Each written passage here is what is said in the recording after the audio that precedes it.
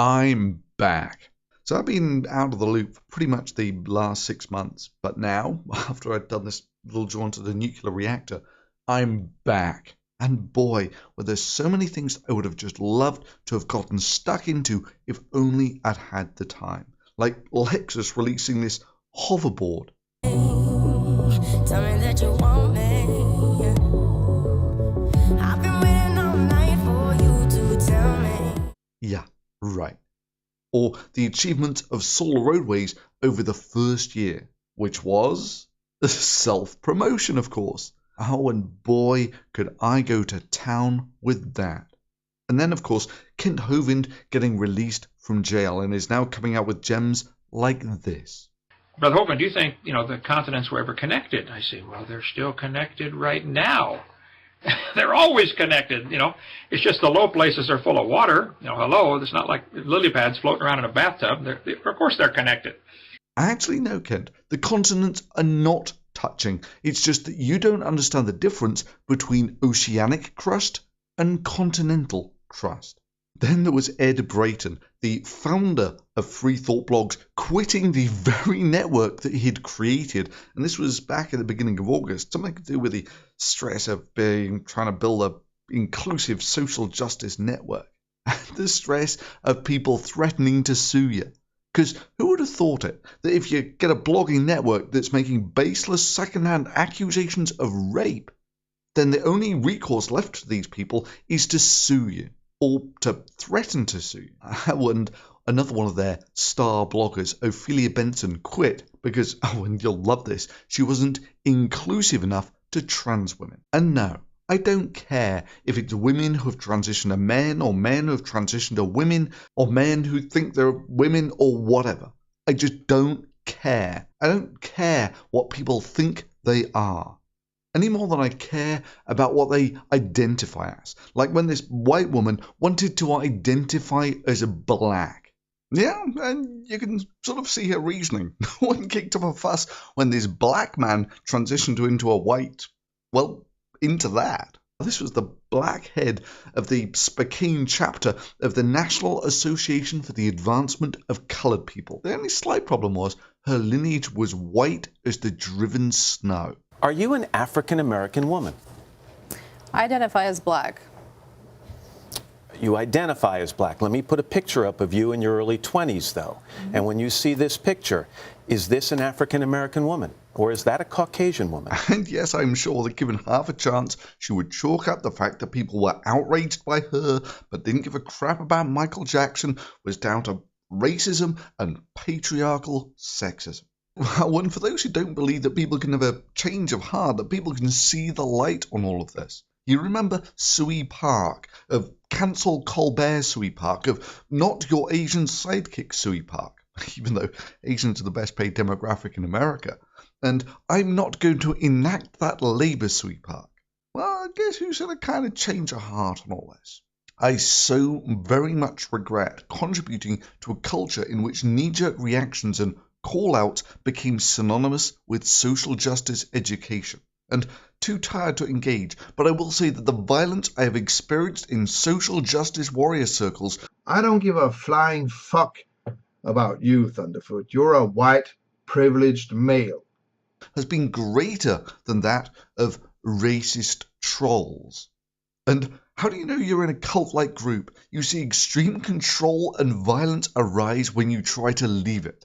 Control isn't community. Yeah, good on you, Sui. Oh, and by the way, the National Association for the Advancement of Colored People. The problem that I have with that can be most easily highlighted if you merely substitute the words colored people for white people. And for those who think you should respect what people identify as, then fine. I identify as a black, genetic, ginger, dwarf, albino, trans, one-legged, lesbian, polyamorous, virgin sexophile with a Mothra otherkin. And you'll just never know my pain of knowing what it's like to be less powerful than Godzilla. And you lesserlings cannot criticize me because you're more privileged than I am. I don't give a flying fuck about you, Thunderfoot. You're a white, privileged male. Therefore, I win. You want a rematch? Fine, I win again because I identify as the least privileged. Because let's be real, that's what this social justice warrior identify as crap is in a nutshell. That if you've got no discernible talent and you don't want to go through all that hard work of actually achieving things, like these guys, then that's not a problem. Just claim that all of your shortcomings, all of your lack of achievement is because you're a persecuted minority. And you do that absolutely shamelessly, even if you're one of the most privileged white women around. So yeah, the founder of the social justice warrior blogging network, Free Thought Blogs, is jumping ship, which in some ways is a bit of a shame, because if you look back at it, it provided some great lulls for the epic fails like Atheism Plus. From that woman who started Booquake, Jen McCrite, and let me just remind you what that was. There was some Muslim cleric or something who said that earthquakes were caused by scantily clad women, and so they decided that they were going to expose their cleavage and see if that caused earthquakes. And that was Booquake, which was fine enough until she started complaining that people were objectifying her by looking at the selfsame boobs that she was advocating that people should expose. And of course, Atheism Plus was promoted by the self-declared intellectual artillery of Richard Carrier, who went on to declare how he was polyamorous behind his now estranged wife's back and wanted to hook up with women at an upcoming conference, preferably a sex worker. He then decided to share some of his sexual fetishes, which was definitely one of those, whoa, too much information, because they were a little weird, and that really make it kind of difficult not to smirk with a guy whose name abbreviates to Dick Carrier. He was then, oddly, short of money, so he decided to bind up his great tomes of academic work and auction them on eBay, which cost him $120 to bind them, which was great, apart from one of them didn't sell, and the other two made him about, $40 and $60 profit, respectively. Shit, Richard, I made more money than that when I was a teenager working at McDonald's. However, not done with that, Richard then decided to auction off a meal with himself at an upcoming conference. For the right price, you could get an hour or so of his time where you could talk to him about a topic of his great expertise, such as polyamory and the future of the human relationship. It also led to some hilarious comments on his blog, where someone asked him if this hour of his time that he was selling was available to do other stuff. Bow chicka bow wow. And lest we forget, let me remind you of what happened when Free Thought Blogs decided to evict the only real research scientist on the blog. Almost every blogger on Free Thought Blogs tried their hardest in one coordinated blow to poison the well against me. And only 300 out of about 150,000 people unsubscribed. That's only about 30 people for every person who wrote a blog. Face it, Ed, Free Thought Blogs is a sinking ship. Oh, and pro tip, Ed, free speech is only a bad thing if you're a jerk. To which he responded, "Fuck you, Thunderfoot! Fuck you, fuck you, fuck you, fuck you! That's the only response you will ever deserve from me, you unethical asshole! And it's all you'll ever get." I'm not entirely sure what it is, but I think I might have hit a nerve there. Only for that self-same captain to jump off the sinking ship a couple of years later. Burn! Then, of course, came the train wreck of the Sarkeesian effect, which was a fail so hard that it distorts reality itself. I mean, for those who haven't kept up with it, it beggars belief. It really does. Now, sure, I blame myself that I didn't bother to find out who the hell Davis Aurini was first. You get the Holocaust. So I don't want to get into a big thing about the Holocaust. Let's recognize the fact that the Holocaust is the modern myth. So let's just make 3 points about the Holocaust. These are not three things that people believe about the myth of the Holocaust that don't actually reflect the reality, the real Holocaust. So, first of all, there was no German plan to exterminate the Jews. I might not be Brad Pitt, but I'm a published author. I'm a pretty damn good writer. I am an ex-military member, and I'm a relatively solvent member of society. And that's that was result for Davis's request for another $800. Anyway, so then at the end of the month, Michael requested that I give Davis $1,500 because Davis was flat broke, which means And yet, trying to meet women, trying to talk to them, they have the bitchiest, the most foul attitude in the world. This is not a small group of women. This is not a minority. Oh, I'm approaching the wrong woman. No. This is the majority of women nowadays. She gets to slut about with the jerks and the creatures, and not alpha males, not even close. The omega degenerate sneaky male, the criminal male, or the Muslim terrorists. They're out marrying these guys and ignoring the decent, intelligent, accomplished, masculine males. And just so we're clear, I sent Davis maybe a dozen or so tweets in a back and forth exchange with him, just so he was clear what I thought about him.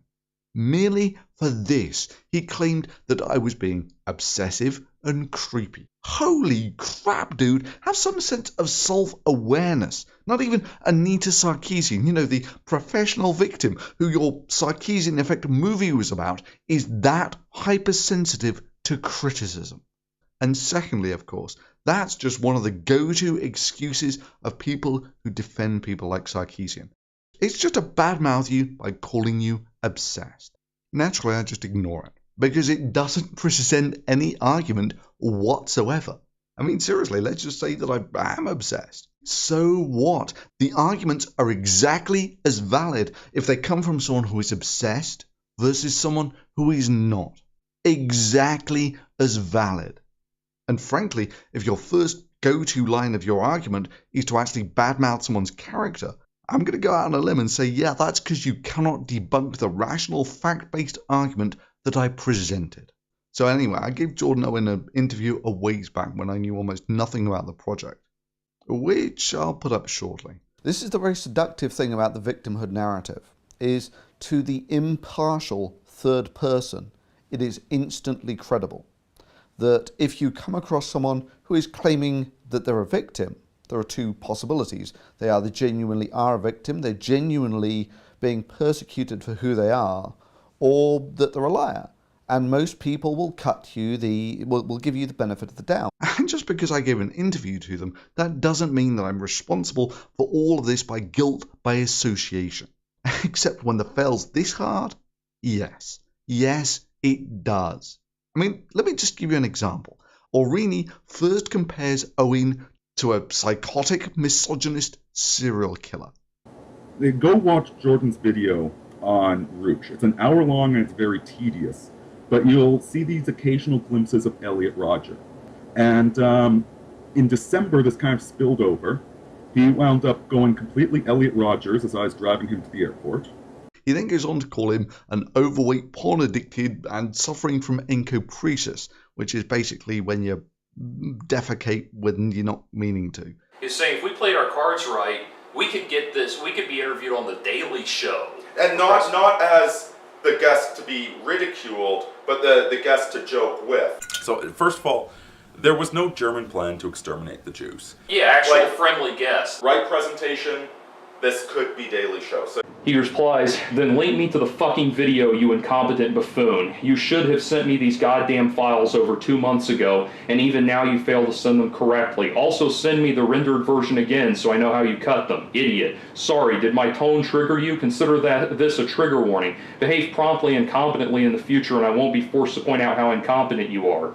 He needed me to send him again the file that he had already just received that he said he didn't want. But yeah, I mean, this could be like, we could be on Bill Maher. We could be on Last Week Tonight. Flip it around, we could be on Fox News. We could be on, Red Eye, Fox Red Eye, or Fox and Friends.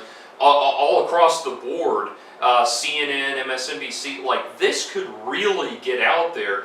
As such, we will not be using this documentary as an opportunity for sophomoric juvenile insults or other petty behavior.